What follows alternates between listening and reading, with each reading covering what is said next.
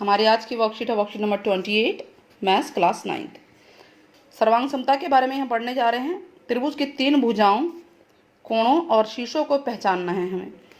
तो सर्वांग समता का मतलब क्या होता है कि एक ऐसी आकृति जिसके सभी अंग समान यानी बराबर हो। यानी अगर एक त्रिभुज के सभी अंग दूसरे त्रिभुज के सभी अंगों के बराबर होंगे, मीन्स कि एक अंग दूसरे के बराबर, दूसरा वाला तीसरे के, तीसरा वाला तीसरे के। तो सर्वांगसम आकृतियां समान आकार की होती हैं और समान माप की होती है, बिल्कुल बराबर माप होता है। आप कोई भी दो, जैसे जोड़ी चप्पल हो गया, चप्पल दोनों सर्वांगसम हो गए ना, एक जैसे हैं बिल्कुल। तो इस तरह से आप इसका एग्जाम्पल ले सकते हैं। तो अपने आसपास की चीज़ों में सर्वांगता ढूंढने का प्रयास कीजिए। एक एग्जाम्पल मैंने बता दिया है, एक आप कमेंट में बताइएगा। अपने दोनों हाथों को देखिए, दोनों हाथ एक दूसरे के ऊपर रखिए, नमस्ते करिए, तो आप क्या देखेंगे, दोनों हाथ पूरी तरह से एक दूसरे को ढक लेते हैं। तो इसका मतलब ये सर्वांगसम हो गए हाथ, दोनों हाथ सर्वांगसम हो गए कि नहीं हो गए, दोनों पैर, दोनों हाथ। 10 रुपए के नोट ले लीजिए, एक दूसरे के ऊपर रखेंगे तो एक दूसरे को ढक देते हैं, ढक देते हैं कि नहीं।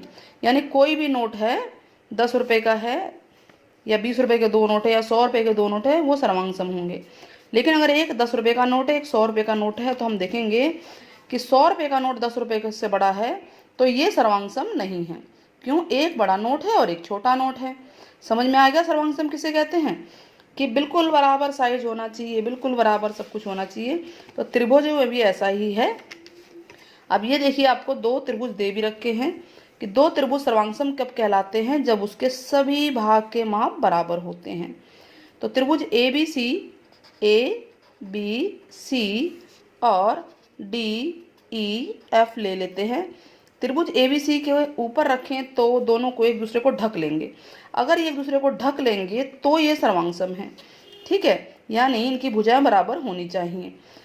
तो इसका मतलब ये है कि एक भुजा दूसरी के बराबर हो। तो सबसे पहले कौन सी भुजा किसके बराबर हो, तो हम ये कोण देखते हैं। कोण ए 80 डिग्री है, कोण डी भी 80 डिग्री है। तो इसके सामने की भुजा सम्मुख भुजा क्या है? बी सी, और इसके सामने है ई एफ। तो बी सी और ई एफ बराबर होंगे। अगर कोण ए कोण डी के बराबर है तो बी सी बराबर ई एफ होगा। अब कोण बी 52 है और कोण ई भी 52 है, दोनों बराबर है कोण बी और ई। तो इसके सामने की भुजा क्या है बच्चों? ए सी, और इसके सामने की भुजा है डी ई। तो ए सी डी एफ, ठीक है। तो ए सी और डी एफ बराबर होंगे। अब तीसरा कोण है 48 डिग्री, सी और एफ, ये बराबर है सी और एफ। तो इसके सामने की भुजा है ए बी, देखिए इसके बिल्कुल सामने है सम्मुख भुजा ए बी, और ये डी ई है, तो ये बराबर होंगे। आया समझ में आप लोगों को? तो क्या समझ में आया कि जो कोण बराबर होंगे तो उनके सामने की भुजा सम्मुख भुजाएं भी बराबर होंगी।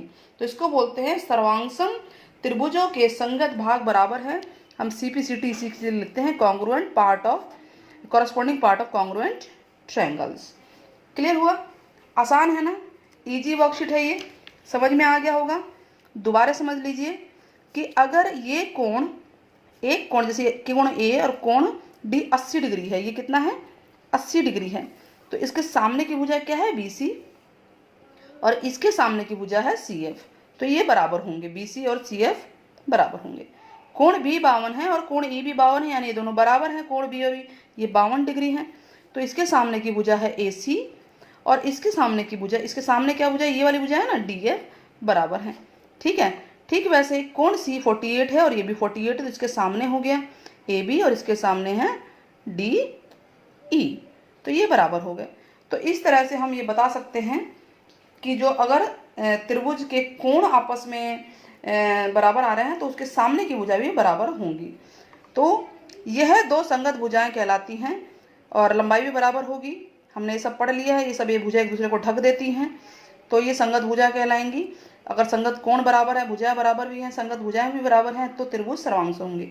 देखिए कोण भी बराबर हो गया, ये वाला इसके बराबर है, ये वाला इसके बराबर है, ये वाला इसके, और भुजा भी बराबर कर दी हमने, ये वाली भुजा इसके बराबर है, ये वाली भुजा इसके बराबर है, और ये ए बी जो है डी ई के बराबर है। तो जब सब कोण बराबर है, भुजा बराबर है, तो दोनों त्रिभुज एक दूसरे के ऊपर आ जाएंगे अगर इनको ढकें तो दोनों त्रिभुज क्या कहलाएंगे? सर्वांगसम। और सर्वांगसम का सिंबल होता है ये बराबर और इसके ऊपर ये, खाली इसको समरूप बोलते हैं। समरूप और सर्वांगसम में क्या अंतर है कि इसमें कोण बराबर होते हैं, कोण, ठीक है, लेकिन इसमें भुजाएं भी बराबर होती हैं। ठीक है, भुजाएं भी बराबर होती हैं। इसमें कोण बराबर होते हैं, भुजाओं का कुछ नहीं पता है। यानी इस त्रिभुज का अगर हम ये कहें कि ये समरूप और सर्वांगसम दोनों हैं, तो हाँ हम इसे कह सकते हैं ये दोनों ही चीज है। ठीक है, सर्वांगसम का ही पार्ट हो गया समरूप। तो चलिए अब आगे बढ़ते हैं। त्रिभुज सर्वांगसम, क्या नीचे दिए गए त्रिभुज सर्वांगसम है? यदि हाँ तो संगत भागों के नाम लिखिए। तो पहले हम पता लगाते हैं सर्वांगसम है कि नहीं। हम देखते हैं कि कोण 10, y 110 है, यहाँ भी 110 है, और ये 50 है, ये भी 50 है, ये 20 है, ये भी 20 है, और सारी भुजाएं देख लेते हैं। ये 100 है तो ये 100 लिखा हुआ है, देख लीजिएगा। ये क्लियर मुझे नज़र नहीं आ रहा है ये क्या है। ये 9 है तो शायद वो भी 9 ही है। तो और ये 4 है, ये 4 है, तो सेम है, बराबर है। ठीक है, अभी आप देख लेना डिजिट, यहाँ पे थोड़ा सा लाइट दिख रहा है। तो हम बताएंगे कि कोण M इक्वल है कोण Y के। M और Y इक्वल है 110 डिग्री।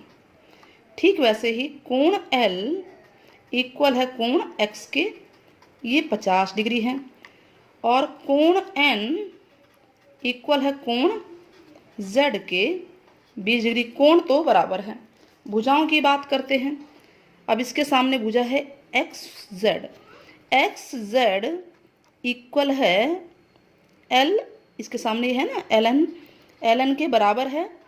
तो और ये है भी 100, चेक कर लेना आप लोग, 100 ही लिखा है ना, 100 सेंटीमीटर। ठीक है, और अगला है, कौन सी भुजा है? अगला ये लेते 50 वाली थी ना, तो YZ इक्वल है 50 के सामने ये है MN। ठीक है, आप देख लेना है क्या लिखा है। और XY यानी 20 के सामने XY है, इसके सामने LM, XY इक्वल है LM के। तो तीनों भुजाएं बराबर हैं, आपको यहाँ दे भी रखा है कि क्या है। ठीक है, आप यहाँ सेंटीमीटर लिख लेंगे। तो जब भुजाएं बराबर है तो हम लिखेंगे हाँ ये जो है ये त्रिभुज क्या है, क्या है? सर्वांगसम है,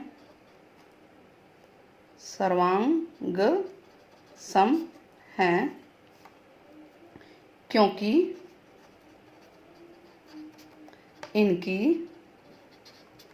इनकी संगत भुजाएं